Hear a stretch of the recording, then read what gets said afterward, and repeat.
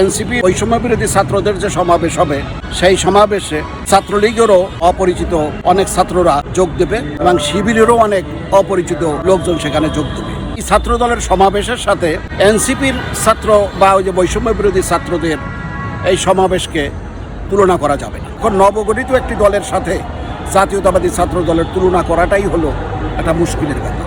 জাতীয়তাবাদী ছাত্র দলের যে সমাবেশ হবে সেই সমাবেশে শুধু শহীদ রাষ্ট্রপতি জিয়াউর রহমানের বাংলাদেশি জাতীয়তাবাদে যারা বিশ্বাসী, শিক্ষা ঐক্য প্রগতিতে যারা বিশ্বাসী এবং দেশনেত্রী তারেক রহমানের নেতৃত্বে যে জাতীয়তাবাদী ছাত্রদল বর্তমানে চলমান সেই ছাত্রদলের যারা সদস্য বা নেতাকর্মী তারাই যোগদান করবে।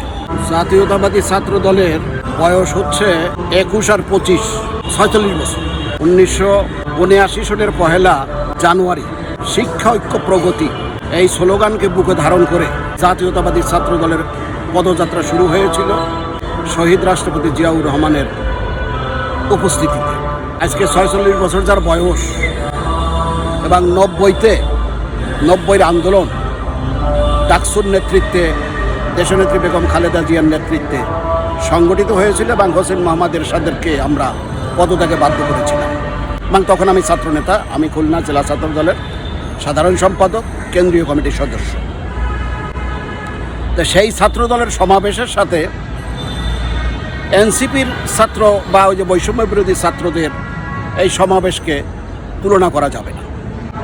তাদের এনসিপির ছাত্র মানে বৈষম্য বিরোধী ছাত্রদের যে সমাবেশ হবে সেই সমাবেশে ছাত্রলীগেরও অপরিচিত অনেক ছাত্ররা যোগ দেবে এবং শিবিরেরও অনেক অপরিচিত লোকজন সেখানে যোগ দেবে।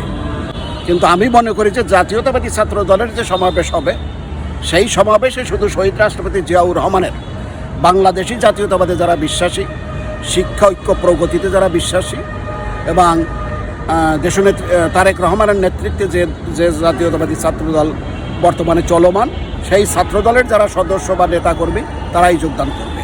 এখন নবগঠিত একটি দলের সাথে জাতীয়তাবাদী ছাত্র দলের তুলনা করাটাই হলো একটা মুশকিলের ব্যাপার।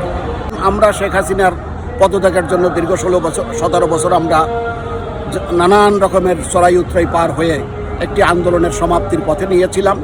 তারপরে বৈষম্য বিরোধী ছাত্রদল, ছাত্র সংগঠন, ছাত্ররা সেখানে তারাও নেতৃত্ব দিচ্ছে। তাদের নেতৃত্বকে আমরা সাধুবাদ জানাই, তাদের নেতৃত্বকে আমরা অবজ্ঞা করি না। যদিও তারা নানান রকমের কথা নানান রকমের সময় বলে, যেটা তাদের একচ্ছত্র নেতৃত্বে জুলাই আগস্টের বিপ্লব সংগঠিত হয়েছিল, এইটা ঠিক না। কারণ বাংলাদেশের স্বাধীনতা কিন্তু এই একত্রের শুধু মুক্তিযুদ্ধের মাধ্যমেই সৃষ্টি, মানে আমরা বাংলাদেশকে বিশ্বের মানচিত্রে স্বাধীন সার্বভৌম রাষ্ট্র হিসেবে পরিগণিত করতে পারি নাই। এর সূত্রপাত হয়েছিল 1948 সনে। 1948 সনে এই ঢাকা বিশ্ববিদ্যালয়ের কার্জন হলে একটা সমাবর্তন অনুষ্ঠান হয়েছিল ছাত্রদের। সেখানে তৎকালীন পাকিস্তানের গভর্নর ছিল কায়েদ আজম মোহাম্মদ আলী জিন্নাহ। দেশ বিভাগের পরে পাকিস্তান এবং পূর্ব পাকিস্তান এবং পশ্চিম পাকিস্তানের সমন্বয়ে যে পাকিস্তান, সেই পাকিস্তানের গভর্নর ছিল কায়েদ আজম মোহাম্মদ আলী জিন্নাহ। আপনার ভারতের প্রধানমন্ত্রী ছিলেন জওহরলাল নেহরু।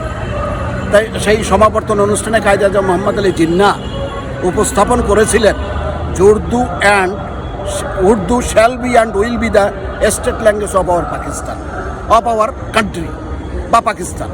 কিন্তু সেইখানে সমাবর্তন অনুষ্ঠানে যে সমস্ত ছাত্রছাত্রীরা তৎকালীন সভায় ছিল তারা সমস্বরে এটার প্রতিবাদে বলেছিলেন যে no no no, Bengali will be the state language of our country. সেখান থেকেই তো স্বাধীনতার বীজ বপন করা হয়। তারপরে 52-এর আন্দোলন, 62-র শিক্ষা আন্দোলন, 69-এর গণ অভ্যুত্থান, 70-এর নির্বাচন, 71-এর মুক্তিযুদ্ধ। শহীদ রাষ্ট্রপতি জিয়াউর রহমানের ঘোষণার মাধ্যমে মুক্তিযুদ্ধ শুরু হয়েছিল এবং আমরা বাংলাদেশকে পৃথিবীর মানচিত্রে বাংলাদেশ হিসাবে সৃষ্টি করতে পেরেছিলাম বা বিশ্বের মানচিত্রে বাংলাদেশকে বাংলাদেশ হিসাবে স্থাপন করতে পেরেছিলাম। এটা তো একদিনের আন্দোলন না, 23 বছরের আন্দোলন।